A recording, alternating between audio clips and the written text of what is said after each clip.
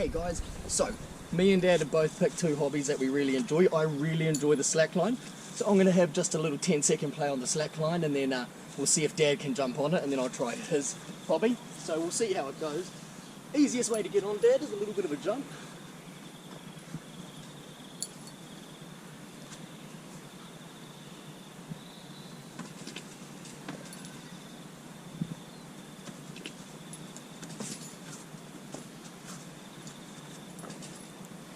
Easiest way to get on.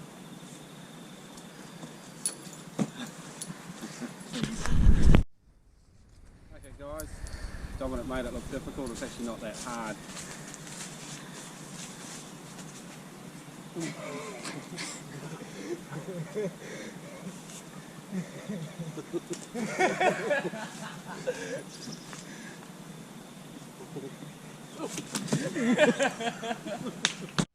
G'day guys, this is what I've been practicing over the lockdown, and this is the hobby I've chosen.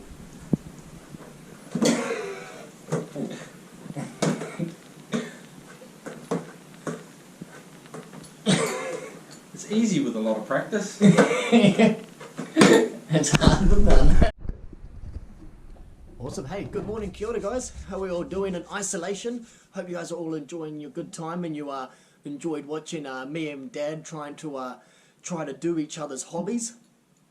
So for the guys that don't know me anyway, my name's Dominic anyway. My father is Murray, and you would have noticed that we were both trying each other's hobbies, and we were finding it really, really hard. Now, I'm not too bad on the slack line, and you could have noticed that Dad didn't even get up. And Dad's pretty good with also spinning the ball on his finger. And I couldn't even keep it on for like 1 second. Now, a lot of us want to just be really good at something without the practice. And one thing I want to talk about is just to sort of show that for the slack line, it's taken me years of practice to be able to walk on the slack line and even have some fun. But the first part was really hard until I started getting better and better. And now I don't even know how I used to find it difficult. And same with my dad. He, to be honest, could not spin the ball on his finger 1 month ago until this isolation started. And he said he was going to try. Now, I've seen my dad practice every single day for hours, okay? He was really bad in the beginning. He was just as bad as me. But he really wanted to get good at it. And now he's really good at it.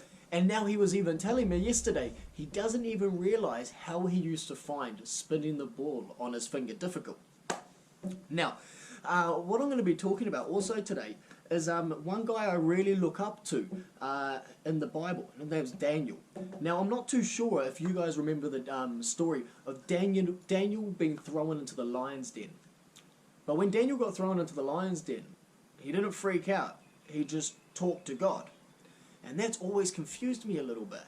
How could some of these people in the Bible, the heroes that we really look up to, be able to talk to God and have such a close relationship with Him? And all of us really want that, I'm guessing. I think it's pretty cool. Even David, King David, him taking down Goliath, purely just because he trusted God and he was just a good friend to Him. And I think a lot of us, we want to be really good friends with Jesus, but we pray only very few times, and we can't create that relationship. So one thing I just want to read, it's in Daniel, the book of Daniel, chapter 6, and it's in verse 10. It's only a little bit of verse 10, but it says, when Daniel got home, he would kneel down 3 times a day, and he would do this. It was his custom since the very early days. So this is telling us that Daniel didn't just start praying when he got into the lion's den. He didn't start praying when he started getting in trouble.